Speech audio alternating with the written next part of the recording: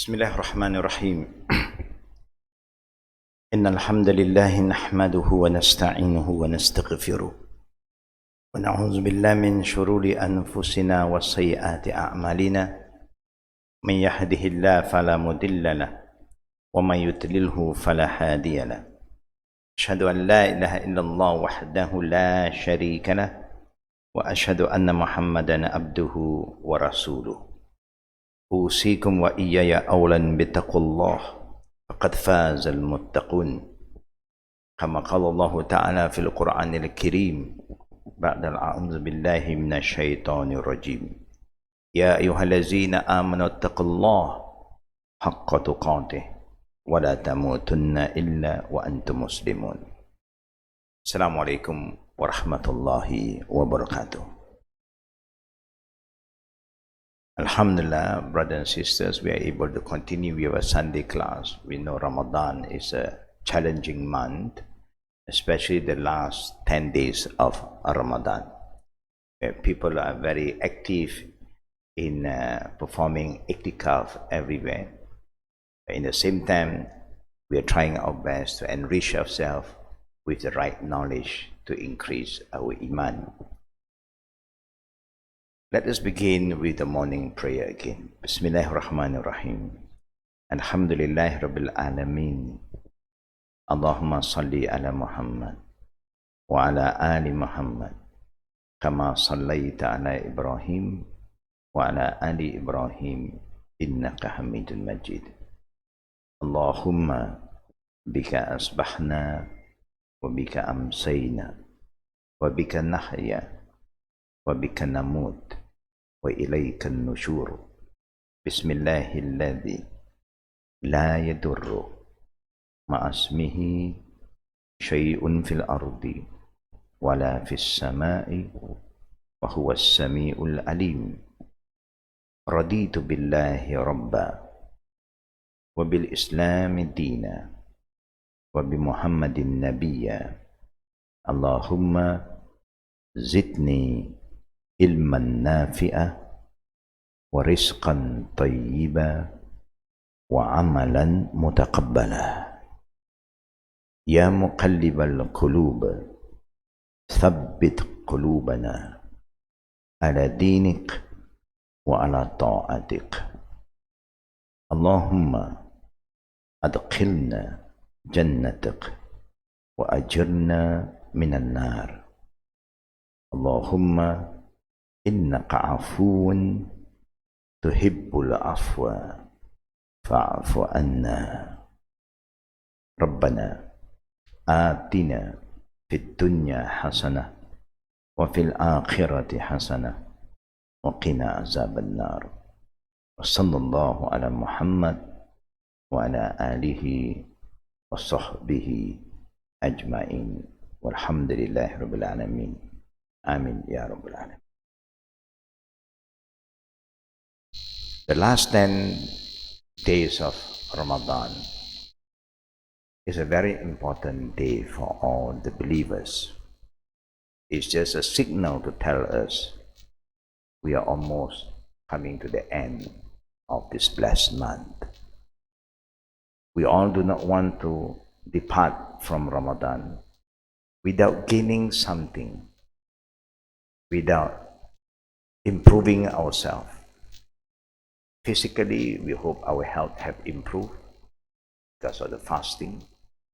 Mentally, we hope that we become more positive in our thinking because of the knowledge that we have acquired. Spiritually, we are connected to Allah.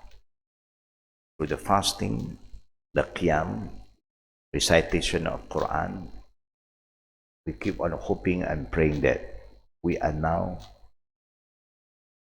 connected in a better way with Allah Rabbul Alameen. Allah Rabbul Alameen, every time when He wants us to do something, He reminds us, La yukallifullahu nafsan illa wus'aha. I will never burden you except what you are able to do. Now, this is a very important reminder Islam is not here to make life difficult. It's to make life more organized, so that we have a smooth sailing, because Allah, the Creator, knows that all of us have our weaknesses. We have a lot of our own issues, whether mentally, spiritually, or maybe physically. But Allah Rabbul Alameen always wants us to try our level best. Fattakullah mastata'tum. This is what He said. Try your level best. Your best and my best may differ.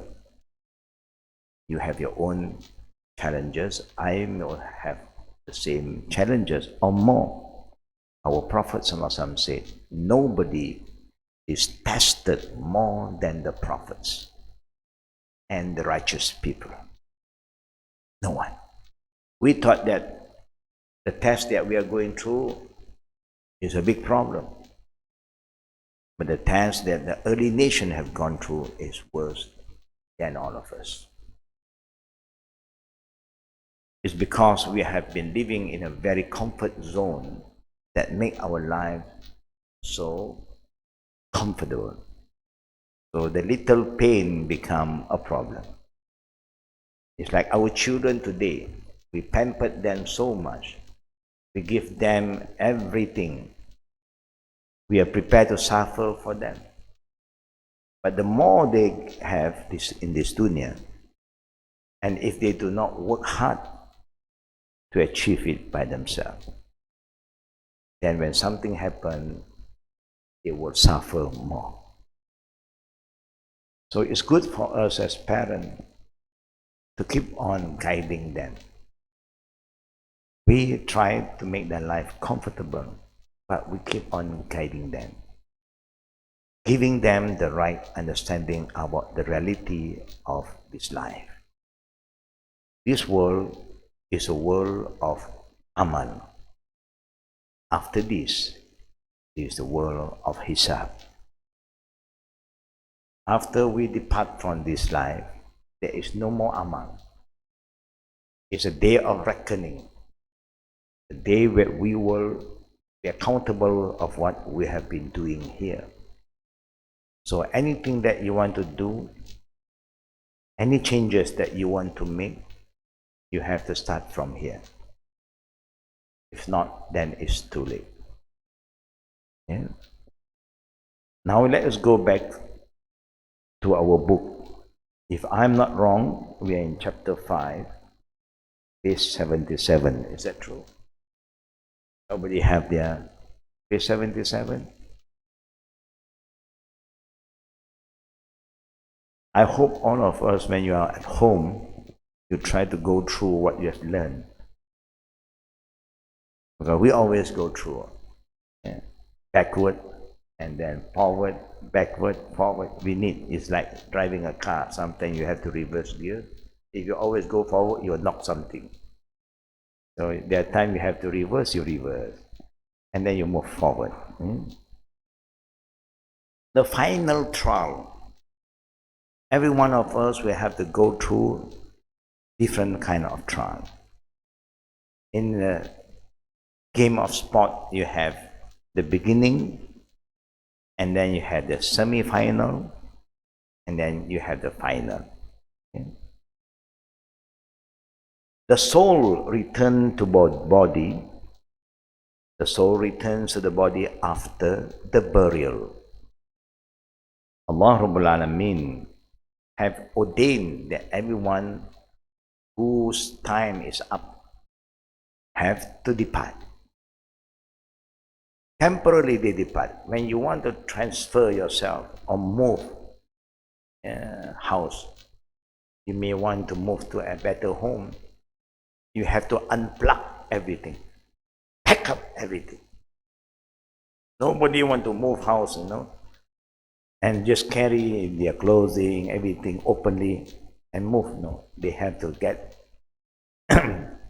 those who are expert in moving and then call them to pack everything, put in a box, all electrical goods, unplug, put in a box, seal, and move into a lorry. The same goes to our death. When we die, everything is unplugged. We are disconnected. Nobody can call us anymore. Even the phone is ringing, we cannot respond anymore. And just in time for the final trial, that was our final departure. Meaning there are times we thought that we are going to die, but we are okay again. We give up hope and say, Khalas, I think there's an end for me.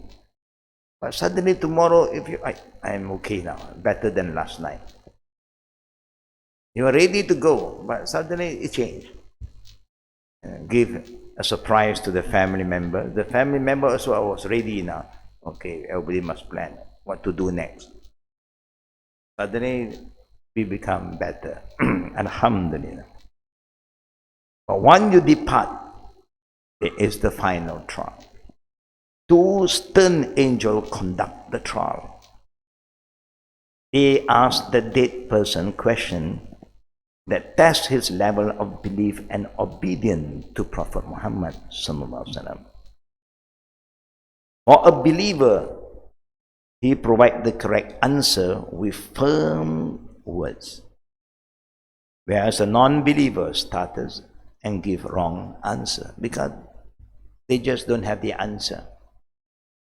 You know that every Sunday when we start our class, we introduce this prayer, zikr, to every one of us, is to prepare for this trial. Raditu billahi rabba wa bil islami dina wa bi muhammadin nabiyya. The first thing that the angel is going to ask us when our soul is being put back in our body is that they will ask, Ma Rabbuk, who is your Lord? You must know now. If you fail to answer, when now in your life you can say, I don't know, I'm still looking. And you can say here, I'm still seeking. Over there, there's nothing for you to say, I'm looking. Because the sign have been given to you. Quran was revealed, is everywhere. Prophet has been sent to all of you. People have been reminding all of you from day to day. But you still play ignorant just because you are arrogant. You don't care. Allah said, وَلَا تَكُونُوا كَالَّذِينَ نَسُوا اللَّهَ فَأَنْسَاهُمْ أَنفُسَهُمْ in Surah Hashar. Don't be like those who forget Allah. Allah make them forget who they are. And Allah Rabbul Alameen keep on reminding us with many ayah about the importance to be connected to Him, to acknowledge who is Allah. Yeah. Now, time of the final trials. The grave trial starts immediately after burial.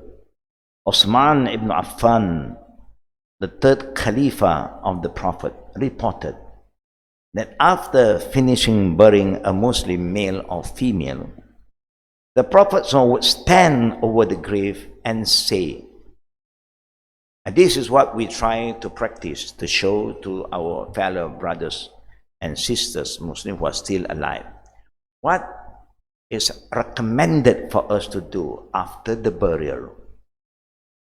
One thing that we always do sometime, somebody is going to prepare some carpet, mattress. Why? For you to sit there and do a prayer. Usman ibn Affan said, is a dafan al-mayyit waqafa Rasulullah sallallahu alaihi wasallam. When a body is being buried. After burial, the Prophet chose to stand, not to sit. Normally, in the Maqbarah, they have the tikar. Yeah. They start to lay out the tikar. But when we are there, if they are trying to do that, say, no need. Because we choose to stand. The only people that was allowed to sit are those who are not able to stand too long. You can bring maybe the mobile chair, the folding one. Yeah.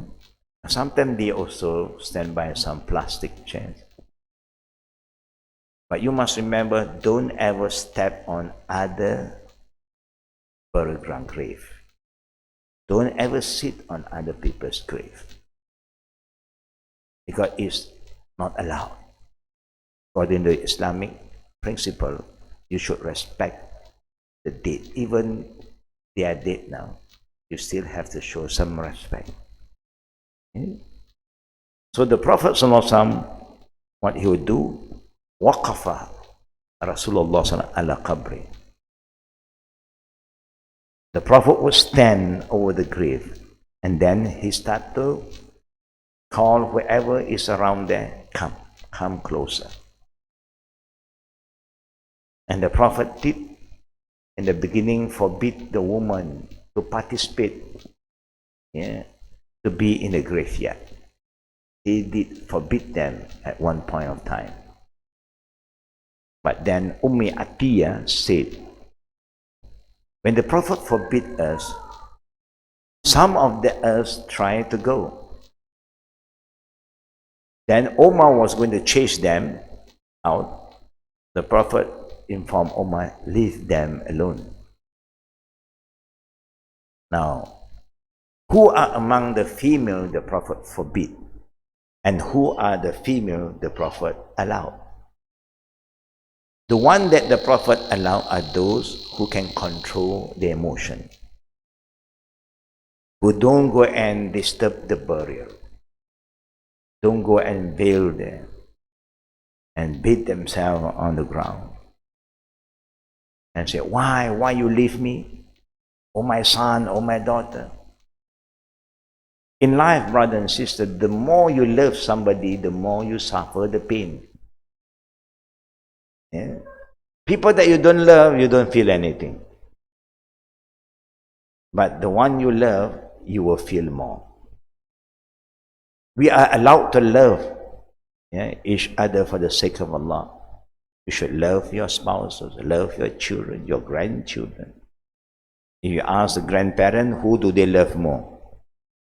The children or grandparent? Or the grandchildren? People say grandchildren. Why? Because we can still play with them. Our children, they don't want to play with us anymore.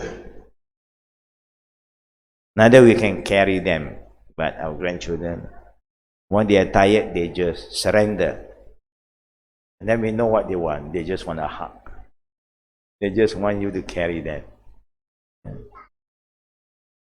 My eldest grandson, each time when they see us, what they always want to do is, they want to jump on us. They want to come in like a spider, jump on us, and both legs is going to lock themselves, and they want us to be there.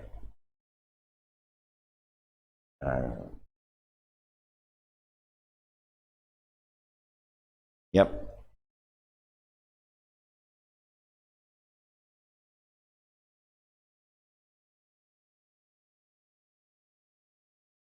The Prophet forbid the group of women who cannot control their feeling, who will disturb the burial. But those who can control, the Prophet do allow them.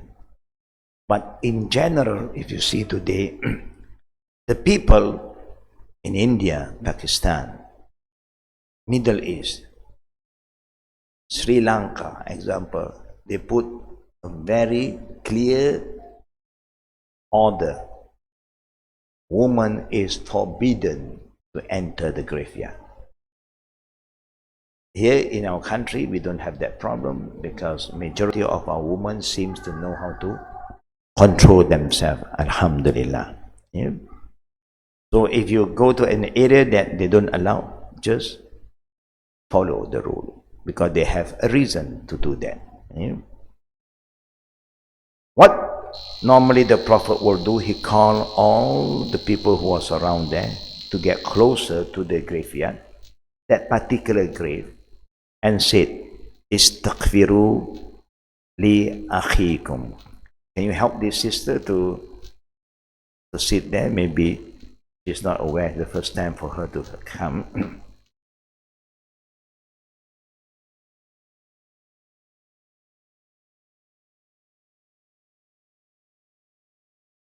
And this is what the Prophet will do. Yeah? Not to recite Quran. Yeah? Not to do any other thing more than what the Prophet has shown us.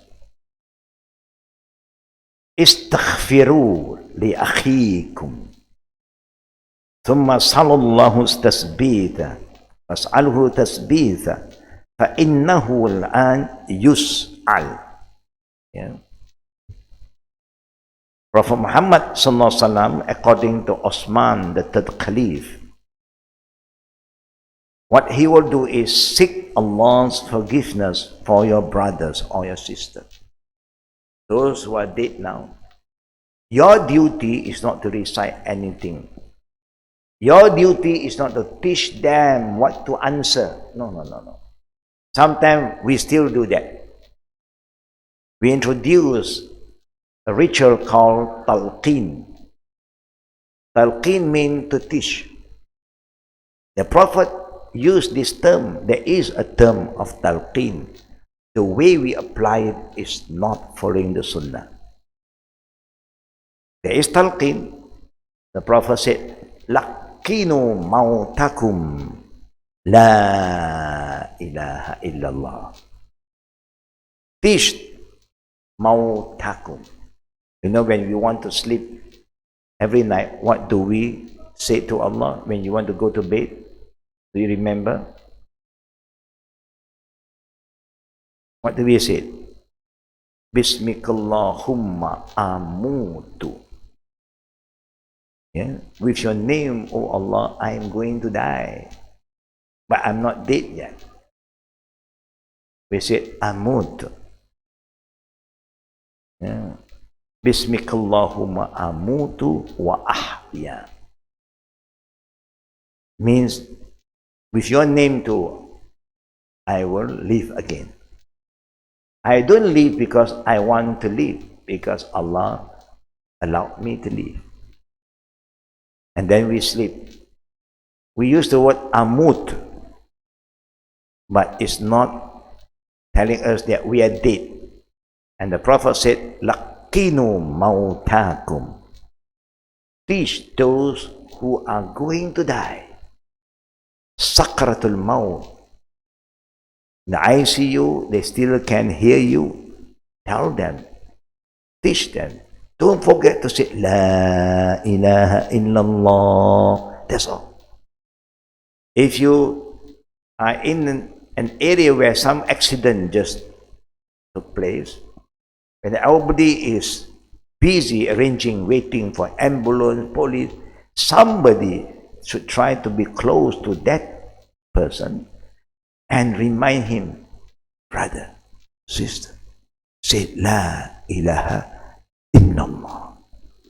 Say La ilaha illallah. That is what the Prophet wants you to do. You will be surprised. Say that that person was not a believer, but you are there beside him while waiting for the ambulance, bleeding now. We do not know whether he hear you or not. We have no idea, but don't give up. Say to him, La ilaha. If he respond, La ilaha, Allahu Akbar. The Prophet said, Man akhir kalamihi biqawli la ilaha illallah dakhala jannah. Whoever can end his life by saying La ilaha illallah, Jannah is open for him. But all of us are very panicked. We don't know what to do. Standing around or something. Get busy. And those who are smoking will smoke around the area. This is what the people say. Astaghfirullah. He don't need that kind of pollution at that time. He need good air. And those who are aware of it, get out. Stay away, stay away. How can you help a person and the cigarette is in the mouth? You're going to make him suffer more. Just an example. You know. So we are not there to teach them anymore. It's too late. Because Allah did say to our Prophet, Innaka la tusmi'ul mawta wa la tusmi'u man fil kubur. You cannot make the dead hear you. And you cannot make those who are in the grave hear you anymore. And Allah gave us symbolic. Can you make a deaf person who turn his face away from you and walking away hear you when you call them? You can't make them hear you. But if they are looking at you, you want to talk to them, they may be alert and then they may respond. So Allah is telling us the dead is like a deaf person. They cannot hear you anymore. So what the Prophet will do is call us who are still living to make prayer for them. Ask Allah to forgive their sins and then implore that He be granted firmness of words, for indeed He is being questioned now. Tasbih, and that's why we say to Allah when we are praying in the morning, Ya muqallibal qulub, thabbit qulubana ala dinik wa ala ta'atik. Oh, the one who twists and turns the hearts of everybody. Ya, oh Allah, firm our heart. Make our heart firm with what we believe. And that's why they will ask you, Ma Rabbuka. And we have been reciting, Raditu billahi Rabba. So it's easy for us to say, Allahu Rabbi. There is our answer. You don't go for detail, just Allahu Rabbi. Second question follow. Ma dinuk. What is your religion? And we have been following Islam. So it's easy for us to say, Al-Islam dini. Islam is my deen. Because this is what we have been doing, we have been following. But if you don't follow the Islamic way of life, do you think you can answer? You can't. And then the last question, then the angel will ask you, and who is this man that was sent to you? We said, Muhammad, Rasulullah. Raditu billahi Rabbah.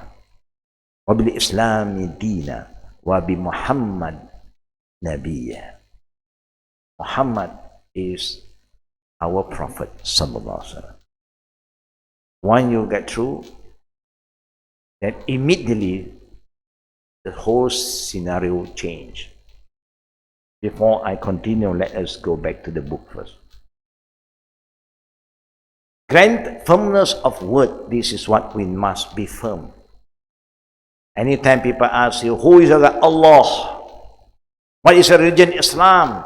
Who is your Prophet? Muhammad sallallahu alaihi wasallam. Always. Yeah. You cannot fail this test. Yeah. If you fail, there's a big problem. How can we fail? This question in the grave is being known to us before you go down. And not very long question, simple. Your God, your religion, your prophet, finish. If you are sitting for an exam in the school, the question has been given to you, answer also have been given, and you still fail. I don't know what kind of student we are. Either you purposely want to fail yourself so that you can stay longer in the school. What kind of student? Yeah. In this modern world, they say, soalan sudah bocor. Yeah. You cannot fail anymore. Soalan sudah bocor. Somebody must have corrupt somebody. And I say, please tell me what is the question. Yeah. And then he give you the answer, and you still fail. I don't know what to say to this kind of people. Yeah. Dia kata jahil murakkab. Yeah. Double jahil, double ignorant. Yeah. For us who have been saying and worshipping Allah, no problem. We answer. For those who don't follow, you know what will be the answer? La adri. La adri. In Arabic means, I don't know. I don't know. Then some people say, anyhow, I don't speak Arab. So there's no problem for me. Maybe they thought the angel don't speak English. Yeah. Angel is with every single one of us. Every human, there are two angels with them. And one Karim, one Shaitan. So, don't ever think that the angel don't speak your language.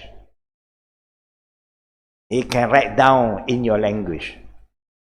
You want Mandarin, Mandarin, Hokkien, Hokkien, Cantonese, Cantonese, Hakka, Hakka, no problem.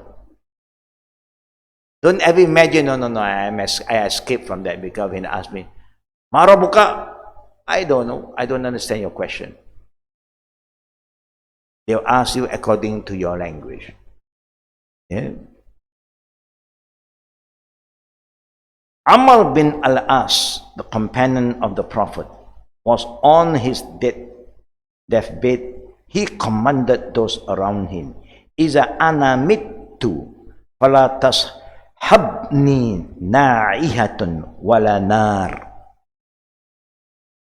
Fa'iza dafantumuni, fashunnu alayya turab shanna. ثم أقيموا حول قبري قدر ما تنهر جزور وينصف لحمها ويقسم لحمها حتى أستأنس بكم وأنظر ماذا أراجع به رسل ربي. When I die, this is their wasiat to the living. Let no wailer or torches accompany my funeral. We don't like anybody who is following the body towards the graveyard to cry and cannot control themselves. You can shed tears. Person that you love have left you. Even the Prophet, when Ibrahim passed away, he shed tears. And then people say, you cry too, Ya Rasulullah? Is it, if a person who loves somebody and that person died and he don't shed tears, that shows that his heart is very tough. You must have some softness in your heart. And it's okay to shed tears. But not to wail. Not to get how crazy, crying, say, why this, why God do this to me, my son, or my daughter, why you leave us so soon? No. I should go earlier because you are my daughter, I'm your mother, I'm older than you. You're starting to talk nonsense now.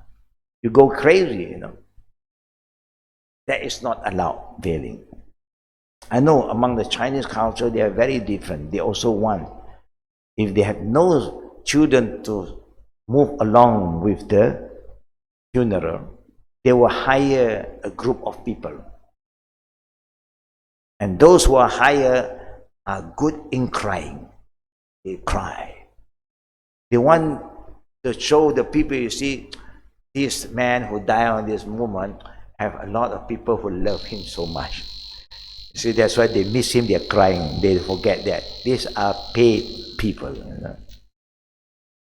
They are not doing for the right intention. They're paid for it. We don't do that. Let no valor or torches accompany my funeral. Don't bring fire. Even if you have to go to the graveyard at night, don't bring fire along. Normally, you are allowed to even bury the dead at night when there is some facilities that people can still see. The star is still bright, the moon is bright. It's okay. Even until today, in Makkah, Medina, every fardu prayer, after fardu, there will be a funeral prayer. There will be announcement, all the announcement only for funeral prayer. After Masubu, after Zohor, after Asar, after Maghrib, after Isha. You see there's announcement is for funeral prayer, and they are going to send the body to the graveyard anytime. And because Middle East is very, they say the sky is shining. It's not polluted like us. And also they have spotlight now. They can help you to look at how you can arrange the last burial. After you bury me, pour the soil completely over me. Then stay around my grave for as long as it takes to slaughter a camel and distribute its meat. I will thus be comforted by your presence while I am considering how to respond to my Lord's messengers, the two angels. This is what scholar, Sahaba remind their family members. I think we don't remind anybody. We don't know what to tell them also sometimes. We just leave it to them. But it's time for us to remind them what we want them to do so that they don't do nonsense. They don't do things and waste time doing things that do not benefit us. I encourage most of the brothers who go for Umrah or Hajj when they are with me, please try to follow the funeral into the graveyard in Baqiyah, because there's always a funeral. And I will guide them for those who want to follow me. And normally, alhamdulillah, my jama'ah, the male, will follow. It's very fast. After the prayer, the Maya is going to come up from a different door, and then it's going to move in front. So anybody who is this area, just walk and continue. Because if you don't follow them, then the security will block. They don't allow anybody to go in anymore. They only allow that moment those who are following the funeral. Why they do that? Because they do not want people to do all the nonsense in Baqiyah. A lot of people do a lot now. Bring water, flour, they will just throw it away. Because it's not allowed for us to decorate the graveyard. So what did he say? You can stand and stay around my grave for as long as it takes to slaughter a camel. Slaughter a camel normally don't take more than 10 minutes. Then distribute its meat. It may take a bit longer. Maybe after that they have to cut it and distribute. It may take about half an hour to 1 hour. According to Amr radiallahu anhu understanding, if his companions stayed longer around his grave, supplicating for him, making dua, this would bring him more blessing that would be of vital help during his trial. The Prophet ﷺ even said, if there are 40 people who talk good about the dead person, not because Somebody asks you, what do you say about this, mayat? Good. Not like that. You have this kind of tradition here. The imam after prayer will ask the audience, what do we say about this dead person? They say, yeah, these are all against the sunnah. You only can say it when you know him. People that you do not know, you keep quiet. Don't be a false witness. It's wrong in Islam. Think that you don't know, silent. What the Prophet is telling us, if we are a good person, we have helped a lot of good people, and also the poor and the needy.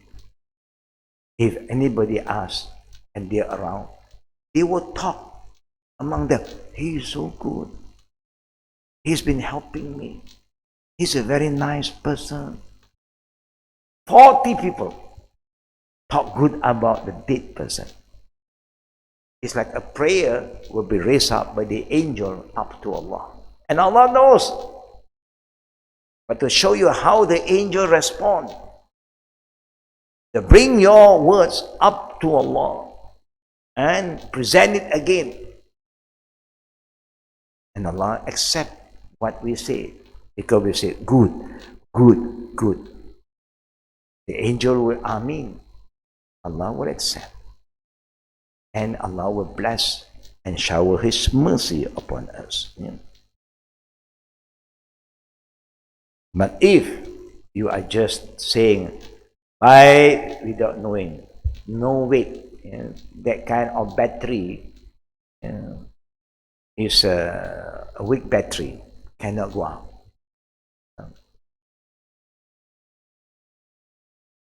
Difficulty of the final trial. The grave trial is of such a great level of difficulty that the Prophet likened it to a trial of a Dajjal. Yeah, compare like the trial of a Dajjal. Asma radiallahu anha reported that once at the occurrence of an eclipse, the Prophet addressed his companion with a long speech in which he said, the eclipse of the sun or the moon, yeah, there is a special prayer. The prayer of, they known as Salat, is Salat Khusuf, yeah. And after the prayer, normally there will be a long khutbah to remind us about the eclipse of the sun or the moon. The Prophet said, Innahu qad uhiya ilayya annakum taftanuna fil qubur qariban aw misla fitnatil masih ad-dajjal. Indeed, it has been revealed to me that you will be tried in the grave to an extent near or similar to the trial of Masih ad-Dajjal. The biggest trial for us on earth is fitna of Dajjal.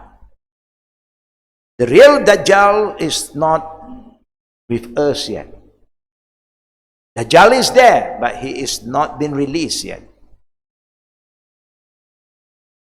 But what we are experiencing now is his agent. He have a lot of what they call now, you have the pyramid kind of business, downline. This downline is moving now. The real one is somewhere hidden. Only Allah knows where he is. Even some scholar is trying to tell you he is in that island, he is this island. This is what we say based on qiyas. You don't talk about the unseen without solid evidence. Yeah.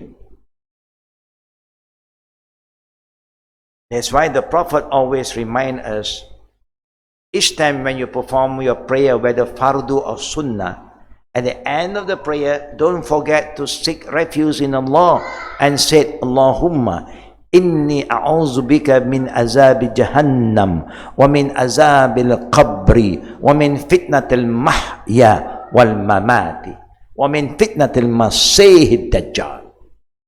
Keep on asking. I think most of us who are exposed to this prayer is doing this. But we don't know how to follow up with the prayer. You say, oh Allah, save me from hellfire. Stay away from things that will cause you to go to hellfire. Don't just ask, but you are still doing things towards that. I don't want to turn astray, but I'm not following the guidance. How can you be guided? Allahumma dina fiman hadayt.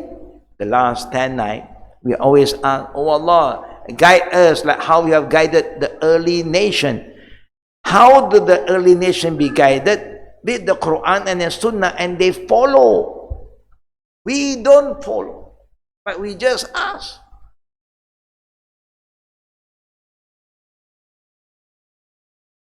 And then we ask Allah to save us from the torment of the grave. How do you save? You must know how to answer the question of the grave. When you know how to answer, that means you are a good person. Immediately after that, there is an image that is coming in front of you. And that image dressed beautifully, have a very strong, good fragrance, wangi, and very handsome looking person. If you are a he, that image is a he image. If you are a she, it's a she image. Then there will be a short communication. Yeah. Salamu alaikum, wa alaikum salam. Then we ask, who are you? Then the image will say, I am you. You are me. I'm here. I dress differently, you dress differently, and you say, you are me. What do you mean by you are me? You have been good. You have been a very pious person, kind, loving person. Now, everything is been transformed to this image. You were a beautiful person, in, out. That is why the image is beautiful. But if you are a bad person, then the image will be ugly. The dress will be dirty. And the smell, only Allah knows. It stinks like nobody's business. We have to communicate, who are you? I am you. When you are alive, you like to do all the haram thing. You enjoy doing all the haram food. You enjoy eating and drinking all the haram things. So now look at yourself. This is you. So we always ask Allah Rabbul Alameen to protect us by we protecting ourselves first. We ask Allah for guidance, so we follow His guidance. This comparison highlights the magnitude of the grave trial, because the Dajjal trial is the greatest to be ever witnessed by people. Hisham bin Amir radiallahu an reported, Prophet Muhammad sallallahu alaihi wasallam said, "Ma baina khalqi Adam ila qiyam as-sa'ah amrun akbar min ad-dajjal." Allahu Akbar. Between the creation of Adam and the arrival of the last hour akhirah, the Qiyamah, there is no matter as great as a Dajjal. And there's another hadith that the Prophet said, no prophet that was sent to the people except they will remind the people, be careful of Dajjal. Take refuge with Allah from Dajjal. Mean Dajjal was there. From the beginning, after Allah created Adam, Dajjal have existed. Where he is, Wallahu A'lam. You remember the two befallen angels? Harut wa Marut. Have you heard about this name? It's in the Quran. But they are not Dajjal, of course. They came down, and because they start to commit all the great sin together. What is the great sin? They drink and they got intoxicated. Drinking is one of the great sin. That's why the Prophet said, "Iyyakum wal khamra fa innaha ra'sul khataya kullu." Stay away from drinking all the intoxicated drink, because this is the mother of all sin. And after they got intoxicated, they commit adultery. They forgot, they cannot control themselves. This is a lady, the wife of somebody, they just commit adultery. After they realize, then the woman said, you know, if you don't do something, you will be in trouble. Sin is not one person who commit, two of you commit. So why not you? Plan, you just kill my husband. Kill my husband. I will be yours. And they kill the man. They drink, they get high, they commit adultery, and they kill. Three great sins. They were hanged upside down until today. Allah punished them, Harut wa Marut. And all the greatest magician, illusionists, the illusionists would like to go to this area to learn from Harut wa Marut. Until today. And where is Harut wa Marut? In the land known to all of us today, Iraq. Is in Iraq. Now the non-believer will be facing their own trial. The believer also will have their own trial. He is firm and calm.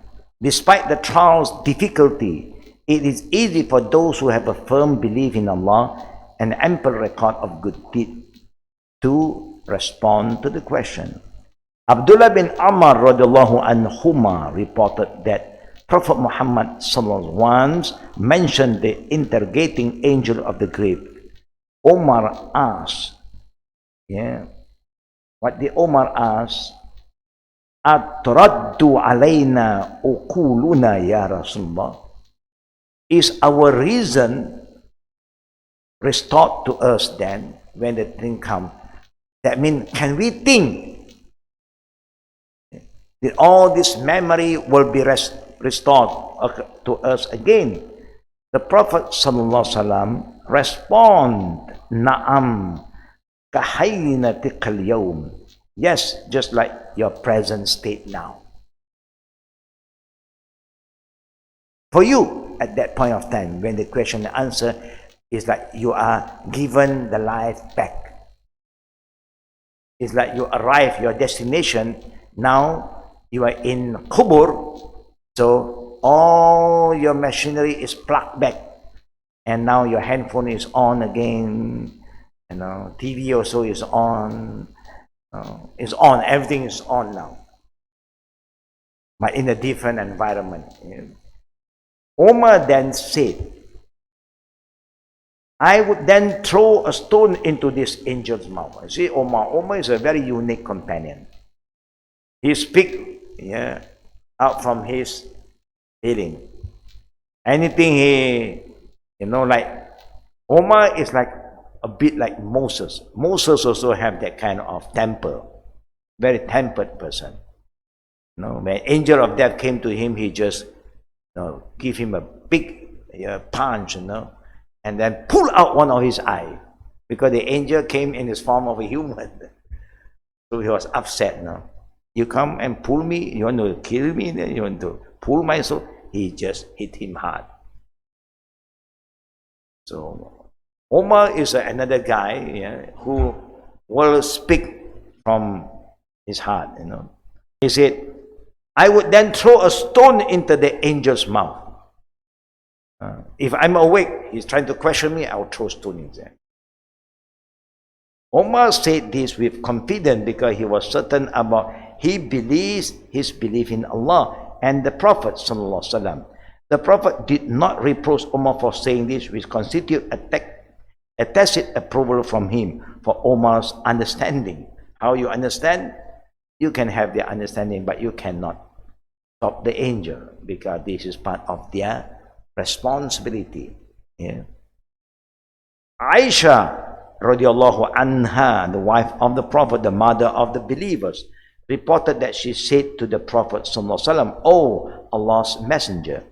You see how the wife called the Prophet. They don't call him by name. They call him by his title. Oh, Allah's messenger. Ya Rasulullah. Ya Rasulullah. Why? Because that is what Allah wants us to address our Prophet. Yeah? It's like when you talk to your teacher, you don't call him by name. When you talk to your father, mother, you call them, don't call them by name. Allah have given them a status that you must honor. Yeah? O Messenger of Allah, you tell us that we will be tried in our graves. What would be my position then when I'm a weak woman? Aisha is asking the Prophet. The Prophet replied with this ayah, يُثَبِّتُ اللَّهُ الَّذِينَ آمَنُوا بِقَوْلِ الثَّابِتِ فِي الْحَيَاةِ الدُّنْيَا وَفِي الْآخِرَةِ. In Surah Ibrahim verse 27, Allah responds to this kind of question. Allah keep the believers firm with firm words in the first life and in the last one. If when you are alive, if anybody asks you, who is your God? Allah. No, you respond immediately without any doubts. What is your religion? Islam.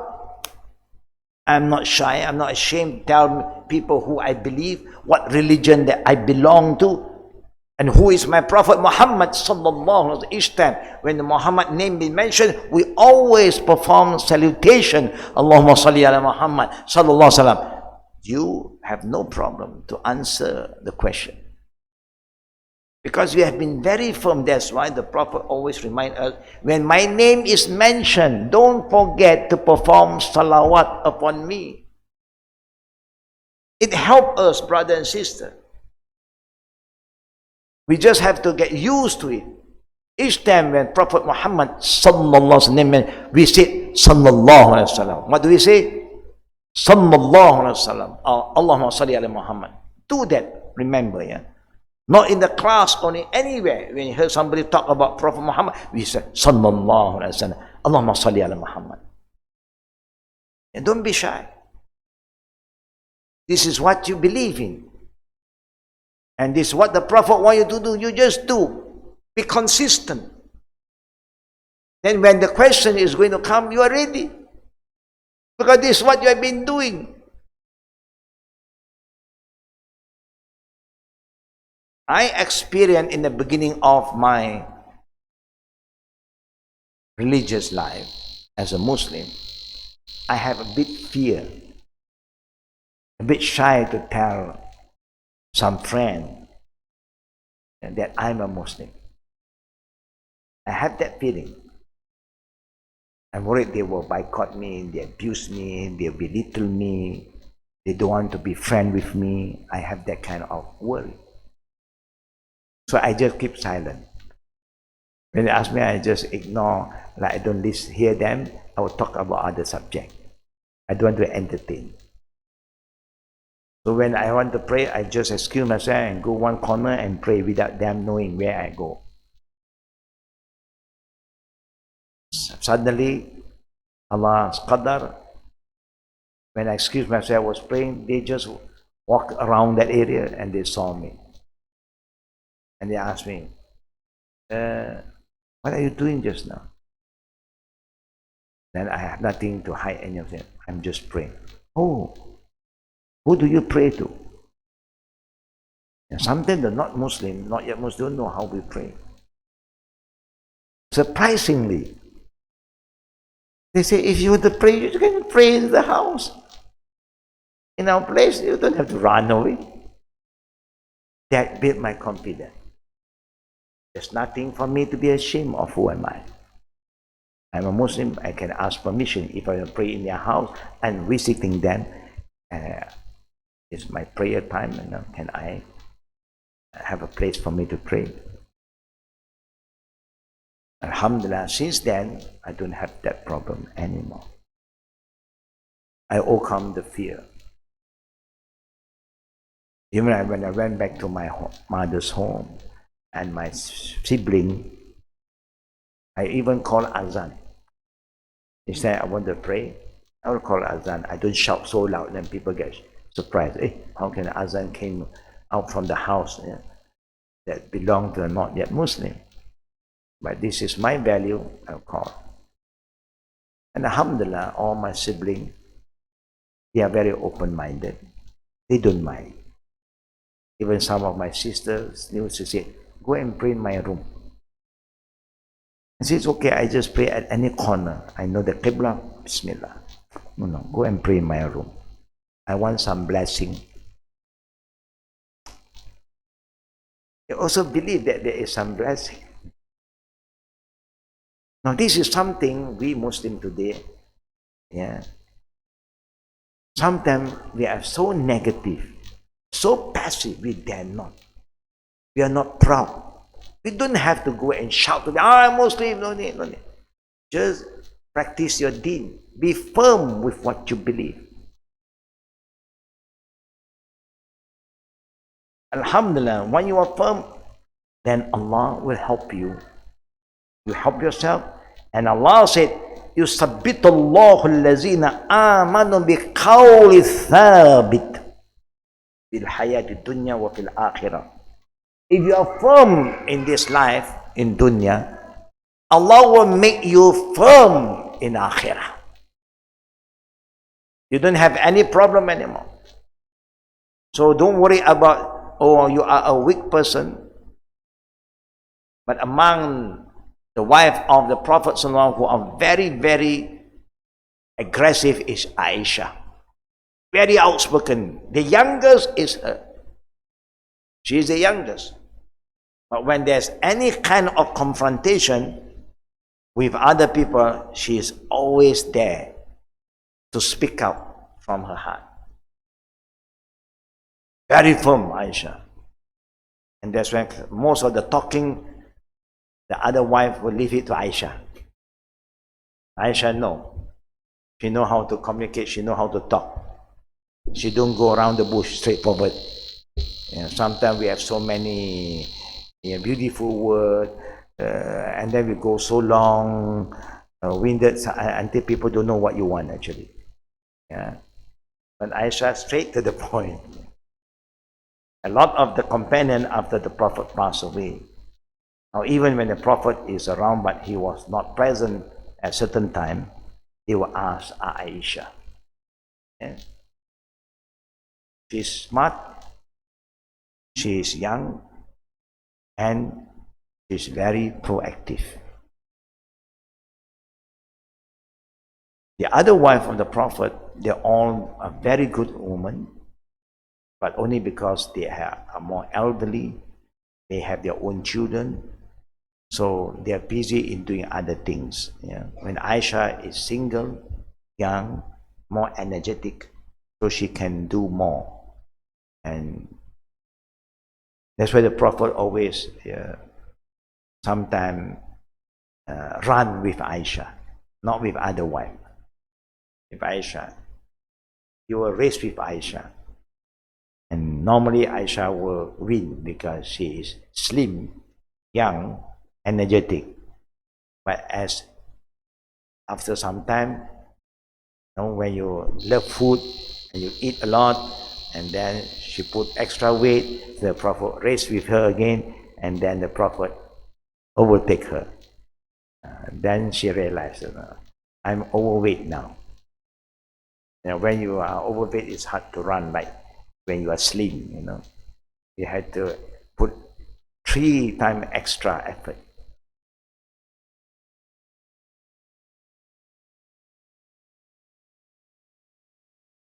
A true believer would reveal his strong belief and firmness upon the deen by instinctively trying to perform salah in the presence of the interrogating angel. Jabir reported the Prophet said, "Iza udkhil al-mayt al-qabr musthalat lahu sham inna ghurubiha fayajlisu yamsahu aynayhi wa yaqulu da'uni usalli." When a dead person is entered into his grave or her grave, he or she is made to imagine that the sun is setting. So he sit up, rubbing his eye, and said to the 2 angels, "Let me pray." Because we have been praying. Every time when sunset, we know we are ready for Maghrib. So it's like when the soul is being put back, it's like you're just awake again. Then you open your eye, you rub your eye, Maghrib. Because it's dark. Inside the grave is always dark. And then you will communicate, "Let me pray." Of course, there's no more prayer. Even because that is your deed, you have been doing that. So you thought that it's time for me to pray. There's no prayer anymore. Once you are down there, no more prayer. It's Darul Hisab, reckoning. No more prayer. Amal here when you are still alive. Let us end with this 3 more, 1 ayah and 2 hadith. Al-Barzakh ibn Azib reported. The hadith we can recite by ourselves later on. I'll go share with you the meaning. 2 angels of severe reprimand then come to the believer and address him abruptly. They make him sit up. He have to sit up.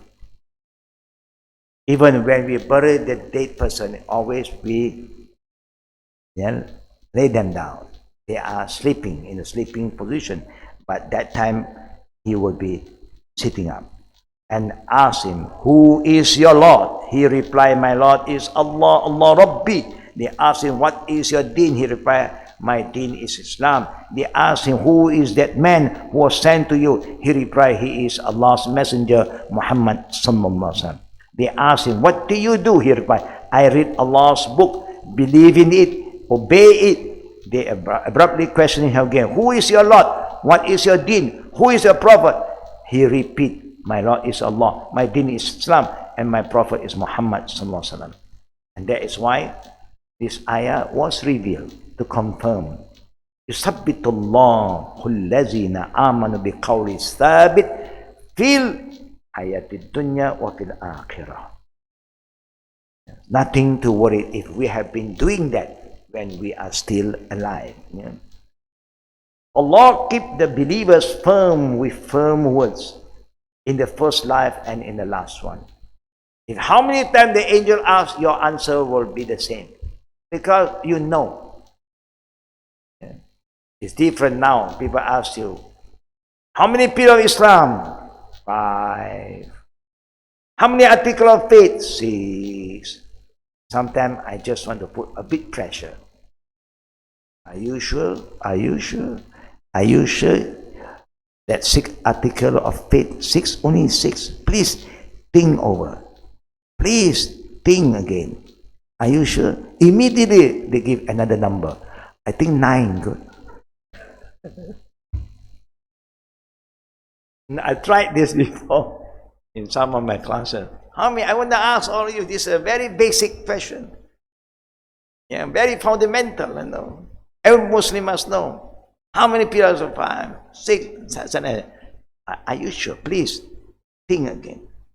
Be careful about what you said. I give you another chance. How many articles? Immediate number change. No, they have doubts again. But when you have this belief, the right knowledge, you're not going to change your stand. Each time they ask, who is God? Allah. Who is your God? Allah. What is a religion? Islam. Islam.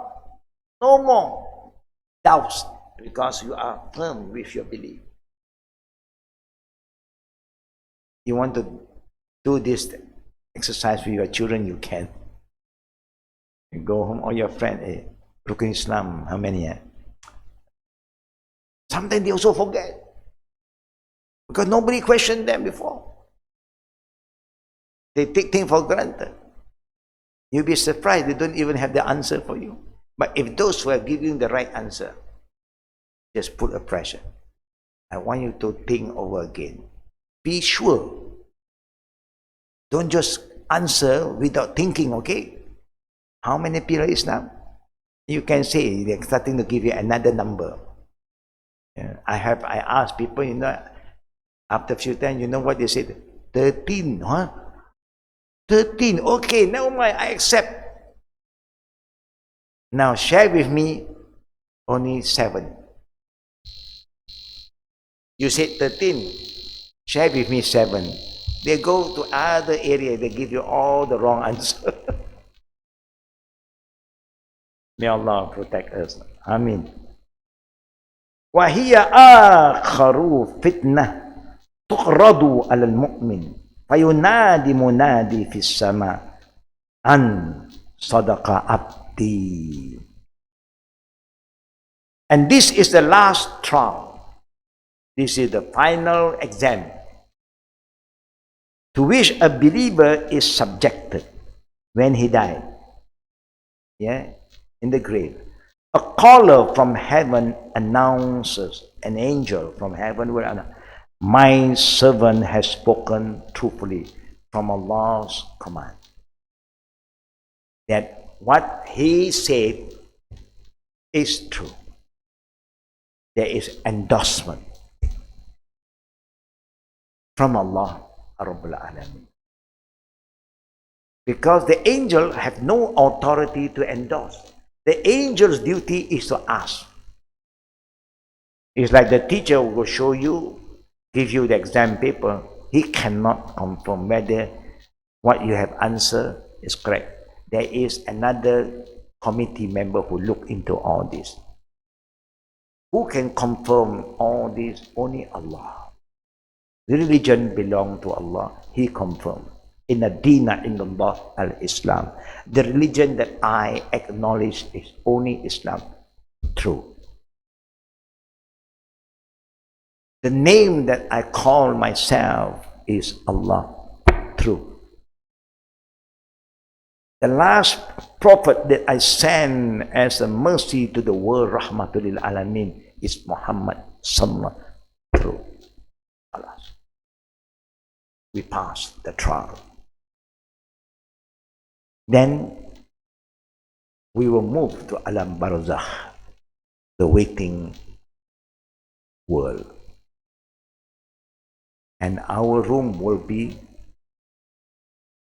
given by Allah is like to us here maybe 7 stars room, 7 stars hotel room. Wow. Not the one that they have put us in, that one is all the same star. But after that, you'll be removed and you have spaces, and your aircon is Allah's aircon. You don't have heat.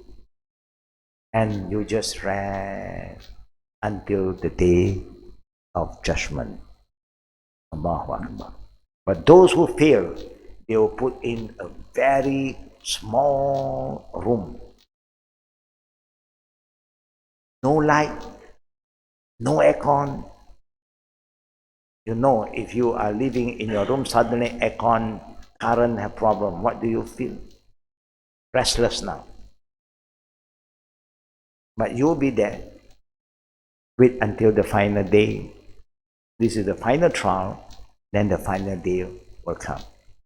As-sa'a. Inna sa'ata atiyatun akadu ukhfi. Yeah. The last day is very close. But the time I hidden it from all of you. Lituzza kullu nafsin bima tas'a. so that I will reward all of you according to what you have been doing. Our time is not very far away. Everybody have their own qiyamah. Then the big one will come, every living thing will die. But before everything die, every individual will experience their own qiyamah. So may Allah make us among the people who are firm in our belief towards Allah, following Islam and following the teaching of our Prophet ﷺ till we depart to the next life. Ameen. Any question, we open for Q&A. Fatafaddal.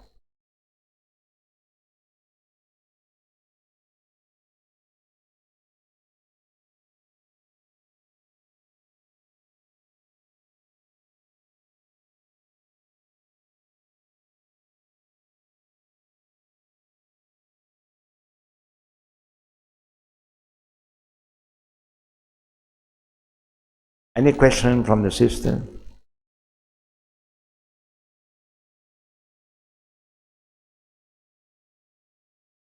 Sister's question? The mic ready? Just raise up your hand, then the mic will go to you. Yep, alhamdulillah.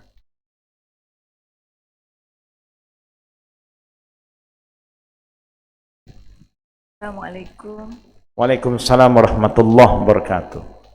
Sheikh, can you explain a bit more about what happens to those who...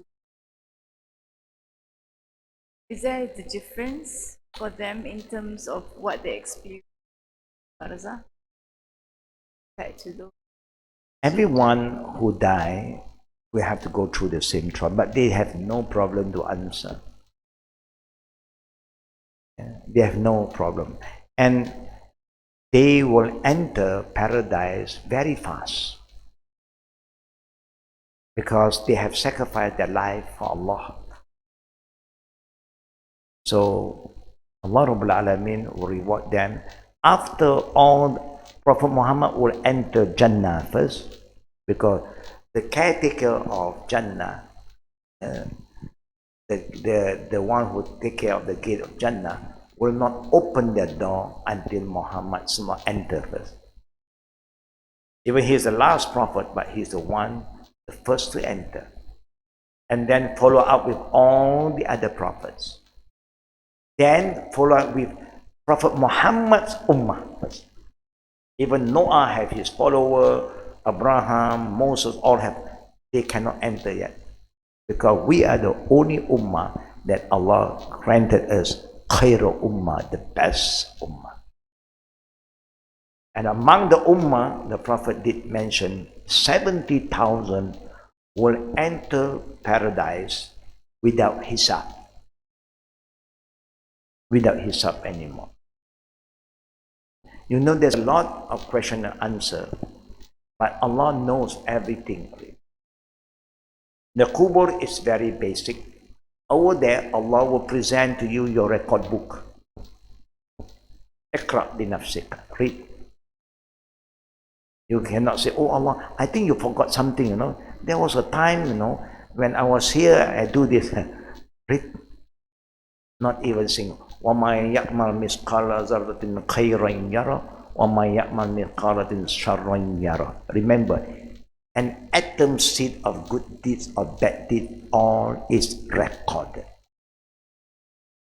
To make sure that you will find the justice from Allah, that He never forget anything.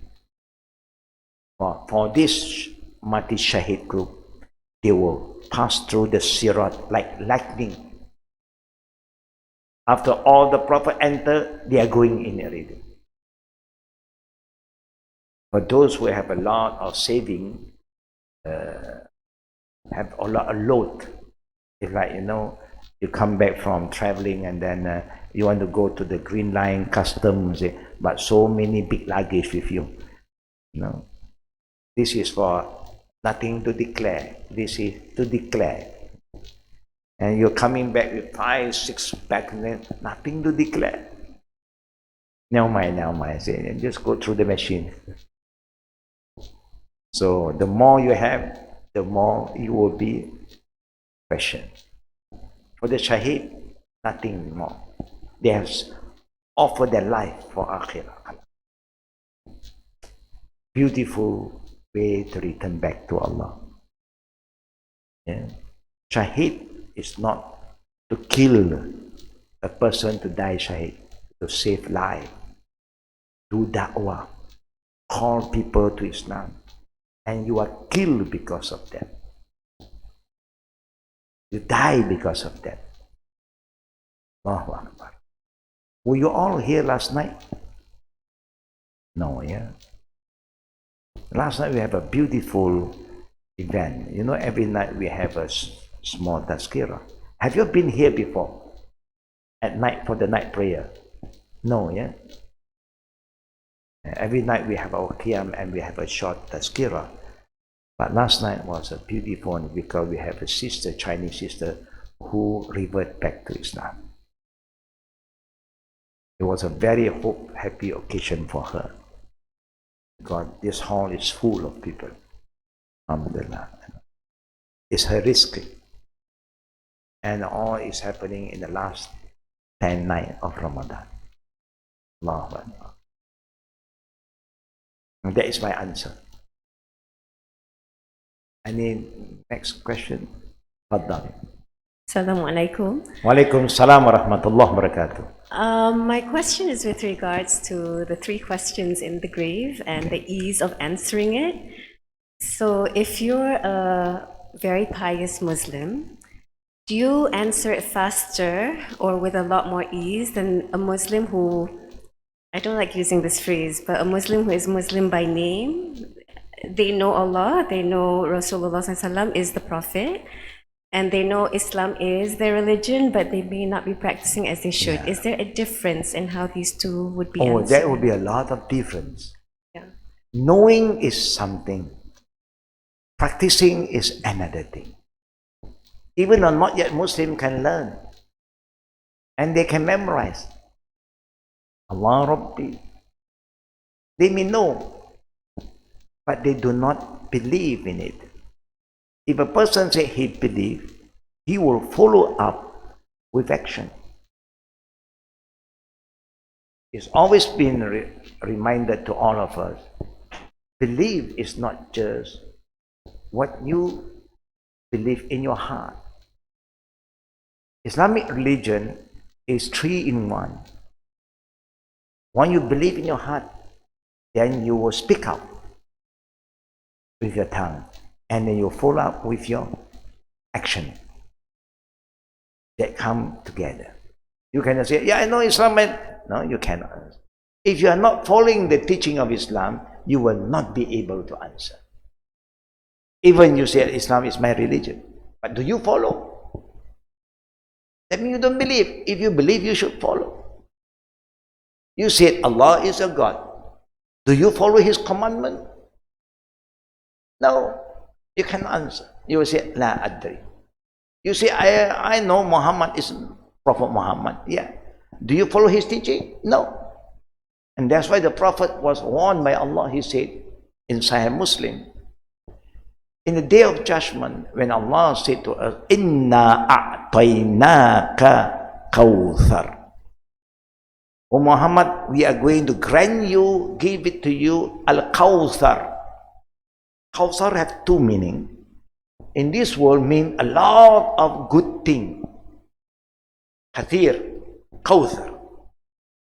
The next one, in Akhirah, only Prophet Muhammad will be prepared by Allah a pond. A huge pond where the water is from Jannatul Firdaus. Gathered there.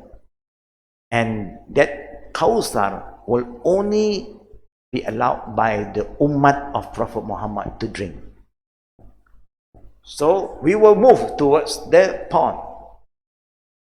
When we want to drink, Allah will stop some of us. Prophet Muhammad was shocked. He said, Ya Allah, you promised this is for me and my ummah. And they are my ummah. Allah said to the Prophet, but you do not know what they have been doing after your departure. They have not been following your teaching. They go against your sunnah. They belittle your teaching. They ignore your command. They have no right to this Kawthar.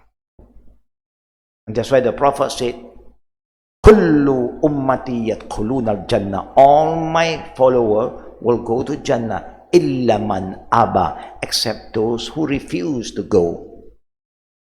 So the companion was shocked. Qila ma ya'ba ya Rasulullah. They asked back the Prophet, who are those who refuse to go to Jannah? How bad a person today, he want to go to Jannah.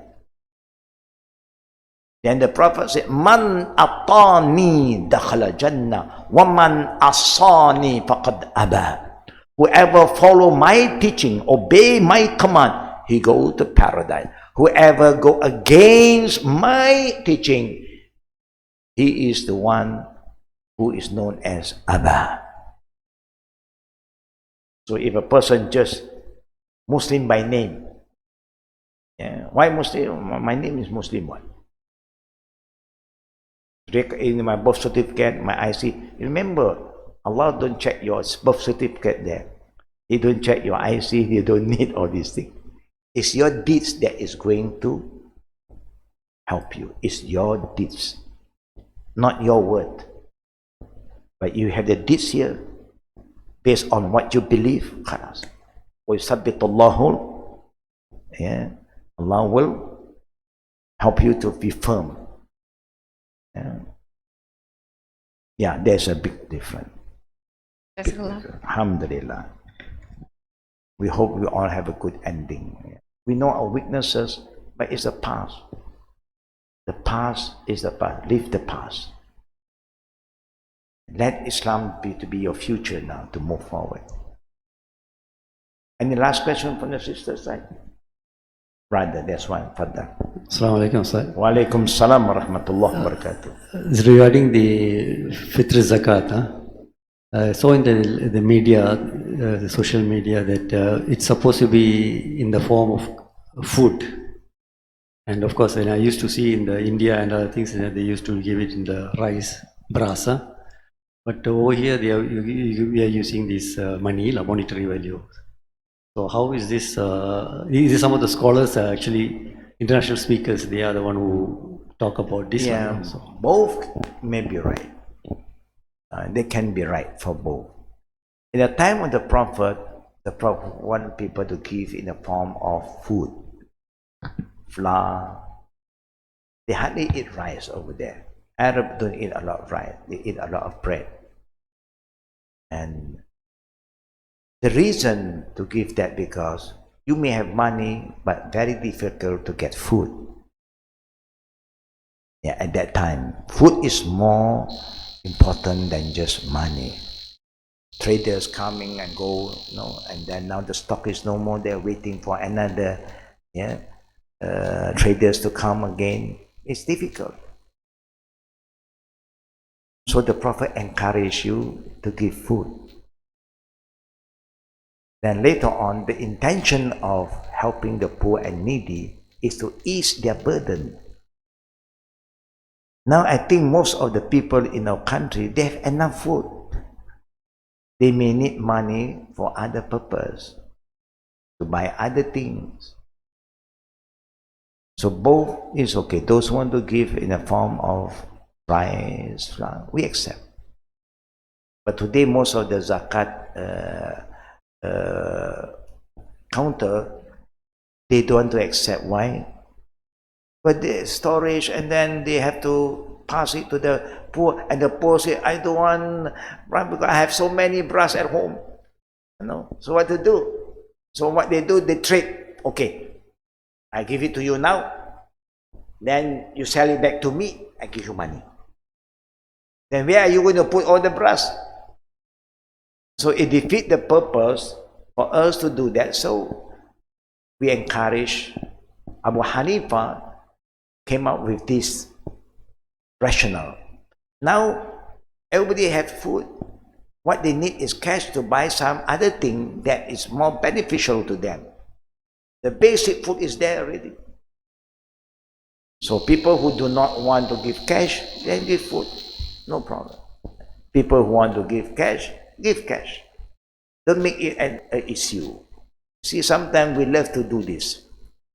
We love to highlight things there is no issue to be an issue and waste time discussing about it.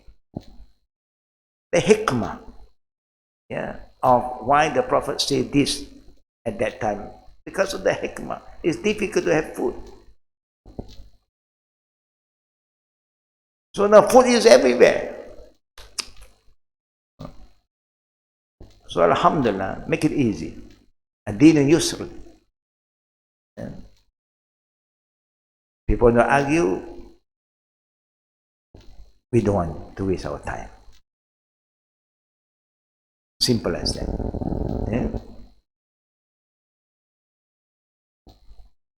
Any last question? Now.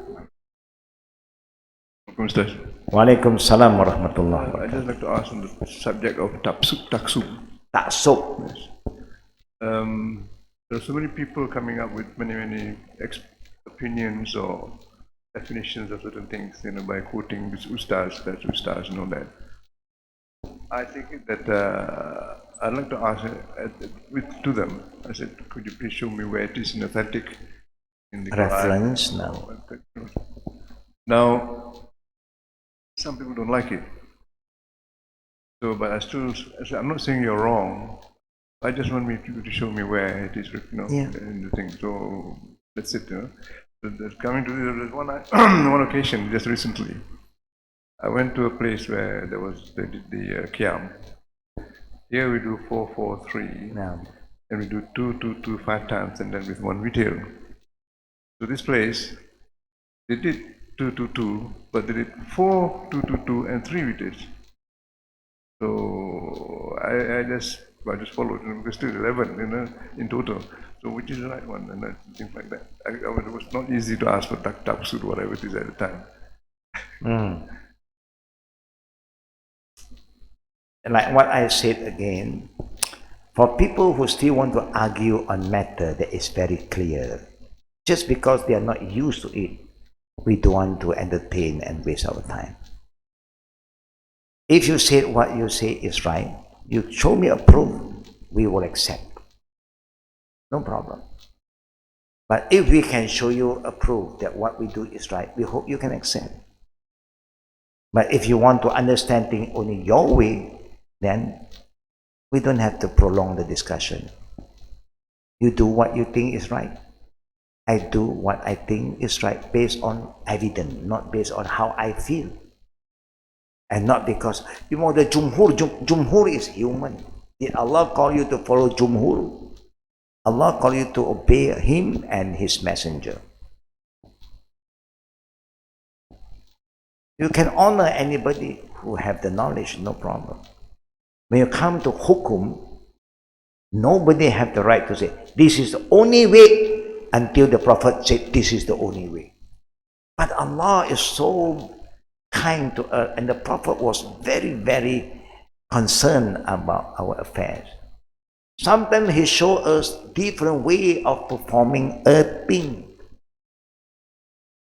to show you that how flexible it is. Either you do this also, okay. Either you do that also. You want to pray after Isha, okay. You want to pray later on, okay. But you no, only after Isha. It's still after Isha. Before Fajr, it's still after Isha. I mean, when the Prophet has shown you the flexibility in Islam, you want to be so particular. What can we do?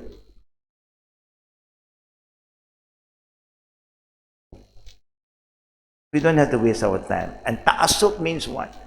People are fanatic. Oh, my ustaz, he's the best. Oh, alhamdulillah. Maybe he's the best. We never say that he's not the best. But the best is always there to make things easy, not to make things difficult. Are you telling the Prophet is not the best? And he make things so easy.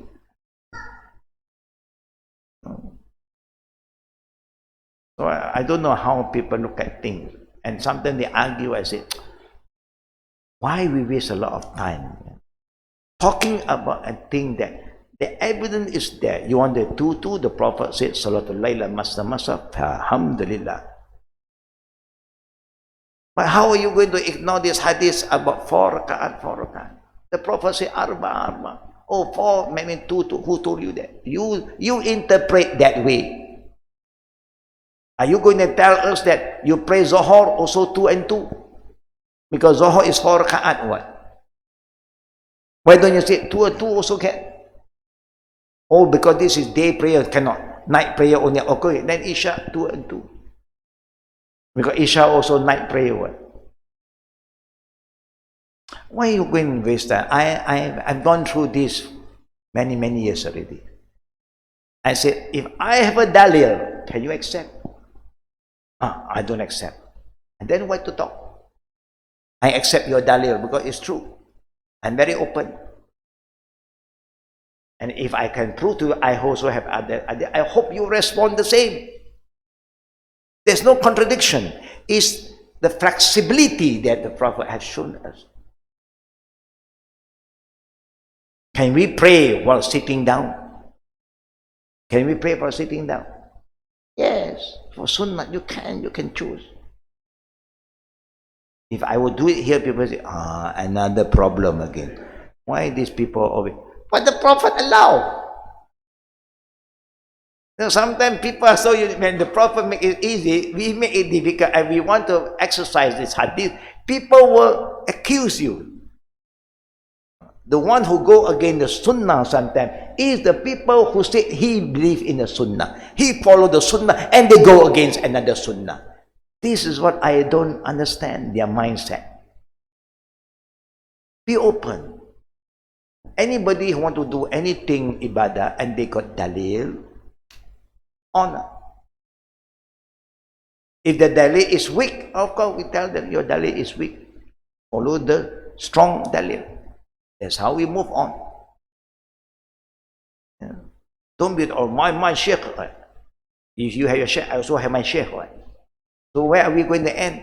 Everybody go to sheikh. No, not going back to Quran and Sunnah.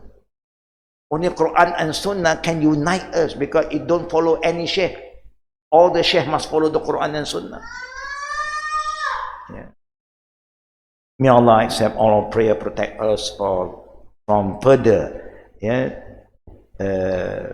confusion. Brothers and sisters, let us end our class with a prayer for Jamal bin Subu, one of the in-law and the father of our Jum'ah, named Jamal bin Subu. Bismillahirrahmanirrahim. Alhamdulillah bil alamin. Wassalatu wassalamu ala Rasulillah wa ala alihi wa sahbihi ajma'in. Allahumma anta syafi' la shifa'atun illa shifa'u ishfihi ya rahman ya rahim. Allahumma yassir lahu wa la tu'assir lahu.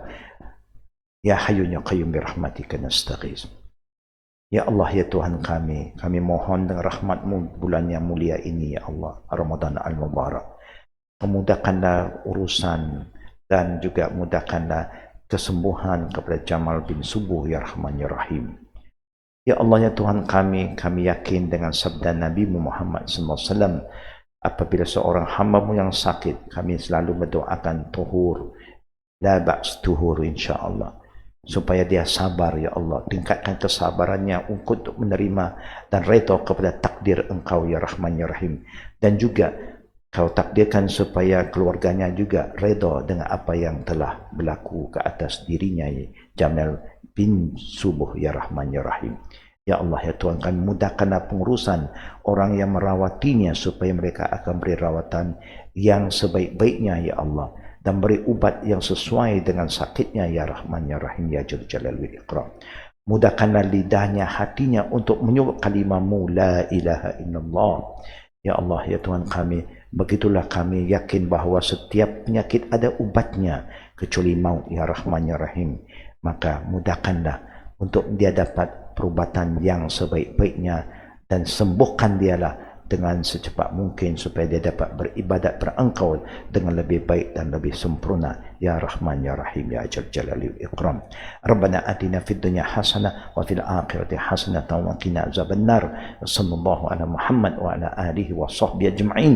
Walhamdulillahi rabbil alamin. Amin ya rabbal alamin. Subhanakallahumma bihamdik asyhadu an la ilaha illa anta astaghfiruka wa atubu ilaik. Assalamualaikum warahmatullahi wabarakatuh.